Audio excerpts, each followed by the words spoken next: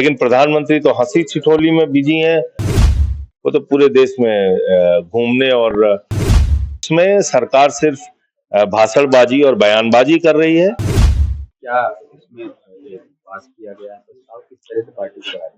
देखिए, संकल्प शिविर में हमने ये तय किया है कि हमने संकल्प लिया है हमारे कार्यकर्ताओं ने कि आने वाले दिनों में प्रदेश के हर ब्लॉक और गांव में हमारा संगठन होगा, जिसमें 8 प्रांतों में जो उत्तर प्रदेश को बांटा गया है और उन 8 प्रांतों में प्रांतीय कार्यकर्ता सम्मेलन और प्रांतीय कार्यकर्ताओं के लिए संकल्प शिविर का इसी तरीके से आयोजन किया जाएगा हर प्रांत में, पश्चिम से लेकर पूर्वांचल तक। दूसरा हमने तय किया कि हर महीने में 2 कार्यक्रम हम लोग करेंगे पार्टी की ओर से अनिवार्य रूप से, बाकी स्थानीय मुद्दों पे आंदोलन करेंगे। नंबर 1 संघर्ष का कार्यक्रम जनहित के मुद्दे पे, नंबर 2 रचनात्मक और सेवा का कार्यक्रम, स्थानीय कोई विषय देख के, कोई काम देख के। 2 ज्वलंत मुद्दा इस वक्त का है, एक पहलगाम का मुद्दा और दूसरा जाति जनगणना का मुद्दा। तो जो पहलगाम का मुद्दा है उसमें सरकार सिर्फ भाषणबाजी और बयानबाजी कर रही है और मुझे हैरानी है कि उन्होंने सर्वदलीय बैठक में झूठ बोला था।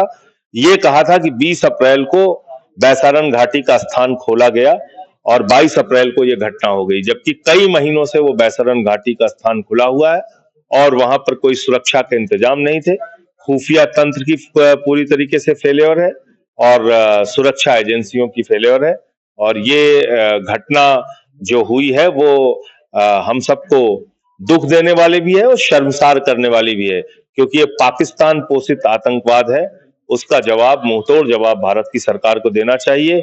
पीओके वापस लो, जहां पे आतंकवादी अड्डे बने हुए हैं उसको उजाड़ो, खत्म करो, आतंकवादियों के खिलाफ कार्रवाई करो। लेकिन प्रधानमंत्री तो हंसी ठिठोली में बिजी हैं, बिहार में रैली कर रहे हैं, केरला में रैली कर रहे हैं, आंध्रा में रैली कर रहे हैं। वो तो पूरे देश में घूमने और हंसी ठिठोली में व्यस्त है। तो जाति जनगणना का एक जुमला फिर से प्रधानमंत्री जी ध्यान भटकाने के लिए लेके आए हैं पहलगाम के मुद्दे से, ऐसा हमारा मानना है। ना इसका कोई बजट अलॉटमेंट है, ना इसकी कोई समय सीमा है, ना ये बता रहे हैं कि इंदिरा साहनी जजमेंट को कैसे ये उसको आरक्षण की 50% की सीमा को कैसे बढ़ाएंगे। तो ये तमाम सवाल हैं जो जाति जनगणना पे उठते हैं कि ये एक जुमला मात्र है। क्रेडिट लेने का भी समय देख रहे हैं नेताओं में कि जातिगत जनगणना को नहीं, मैं कह रहा हूँ निश्चित रूप से विपक्ष की मांग सबकी थी जाति जनगणना हो, लेकिन जाति जनगणना के बाद इनका खाका क्या है, क्या करना चाहते हैं? महिला आरक्षण पे 1 इंच भी ये पार्टी आगे नहीं बढ़ी। आप बताइए, 1.5 साल हो गया।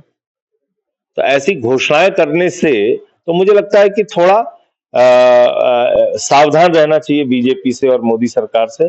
घोषणाएं और बातें तो बड़ी बड़ी ये लोग करते हैं, लेकिन जमीन पे उसको कितना सच करके दिखाते हैं, ये ज्यादा इम्पोर्टेंट है। एक सवाल है कि 2027 में जैसे चुनाव होगा, संगठन और पार्टी को मजबूत कर रहे हैं, क्या किसी पार्टी से अलायंस होगा? कि देखिए, अभी हमारा पूरा फोकस जो मार्च अप्रैल के महीने में पंचायत के चुनाव है अगले साल, उसके बारे में है और उसी के हिसाब से अभी हम संगठन का निर्माण कर रहे हैं। विधानसभा के चुनाव में अभी वक्त है और उसके बारे में पार्टी का केंद्रीय नेतृत्व फैसला लेगा। 2027 में यूपी का चुनाव हो रहा है, दिल्ली से आम आदमी पार्टी दूर हो गई, तो यूपी में किस तरह से आम आदमी पार्टी? देखिए, हम अपना जो संगठन निर्माण कर रहे हैं, गांव-गांव में संगठन बना रहे हैं और जनहित के मुद्दों पे संघर्ष कर रहे हैं, उसके पीछे अभी जो पहला टारगेट हमारा है वो पंचायत का चुनाव जो 2026 अप्रैल में होने वाला है, मार्च में, तो उस पे पूरा फोकस है। उसके बाद हम लोग तय करेंगे, केंद्रीय नेतृत्व मिल बैठ के तय करेगा विधानसभा के चुनाव में हमारी क्या भूमिका होगी। इस चैनल को देखने के लिए आप इसे लाइक, शेयर और सब्सक्राइब करें।